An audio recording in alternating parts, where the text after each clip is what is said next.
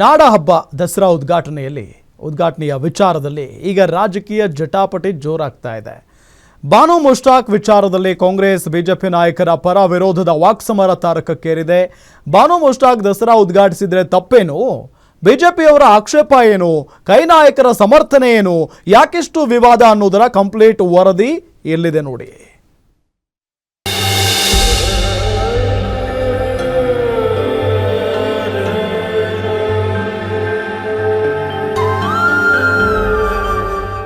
ನಾಡ ಅಧಿದೇವತೆ ಚಾಮುಂಡೇಶ್ವರಿ ದಸರಾ ಜಂಬೂ ಸವಾರಿ ಮೆರವಣಿಗೆ ನಾಡಿನ ಮನೆ ಮನಗಳ ಶ್ರದ್ಧಾಭಕ್ತಿಯ ಸಂಕೇತ.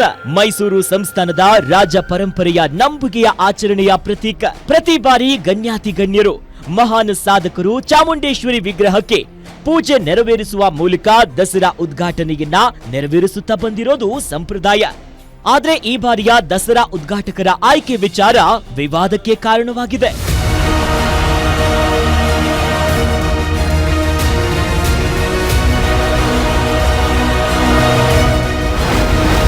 ಬಾನು ಮುಷ್ತಾಕ್ ದಸರಾ ಉದ್ಘಾಟನೆಗೆ ಬಿಜೆಪಿ ಆಕ್ಷೇಪ. 2023ರ ವಿಡಿಯೋ ಬಿಡುಗಡೆ ಮಾಡಿ ಕೇಸರಿ ಕೆಂಡಾಮಂಡಲ. ಇದು ನಾಡ ಹಬ್ಬ, ಜಾತಿ ಧರ್ಮಕ್ಕೆ ಸೀಮಿತವಲ್ಲ ಎಂದ ಕಾಂಗ್ರೆಸ್.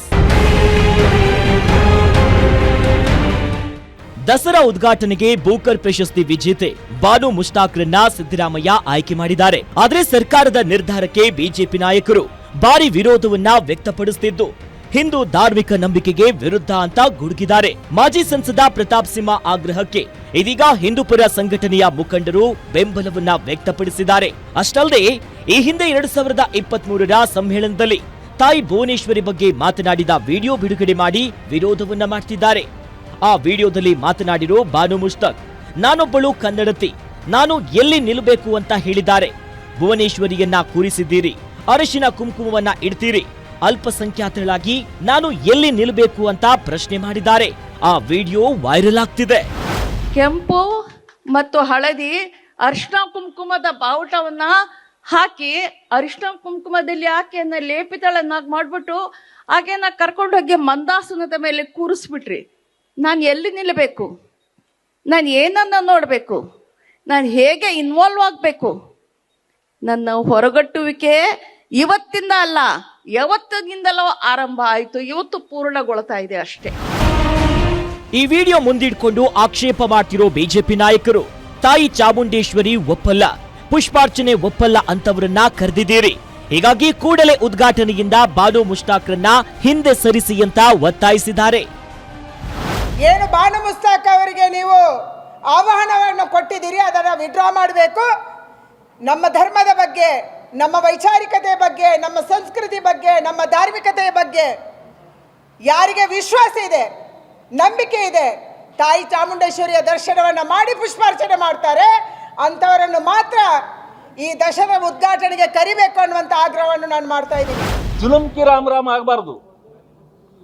ಅವರು ಹಿಂದುತ್ವವನ್ನು ನಾನು ಗೌರವಿಸ್ತೇನೆ, ಪ್ರೀತಿಸ್ತೇನೆ, ನಾನು ಪಾಲಿಸ್ತೇನೆ ಅನ್ನೋರ ಅವರು ಅಂದಮೇಲೆ ಅವರನ್ನು ತಂದು ನೀವೇನು ಪ್ರದರ್ಶನ ಮಾಡೋದು ಏನಿದೆ?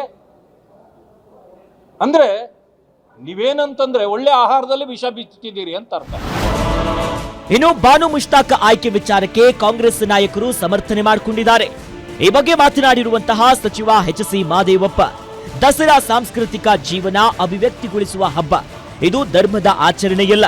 ಧರ್ಮದ ವಿಚಾರದ ಚರ್ಚೆ ಜನರಿಗೆ ಬಿಟ್ಟಿದ್ದು. ಬಾನು ಮುಷ್ತಾಕ್ ಇಡೀ ದೇಶಕ್ಕೆ ಕಿರೀಟ ಅಲ್ಲವೇ?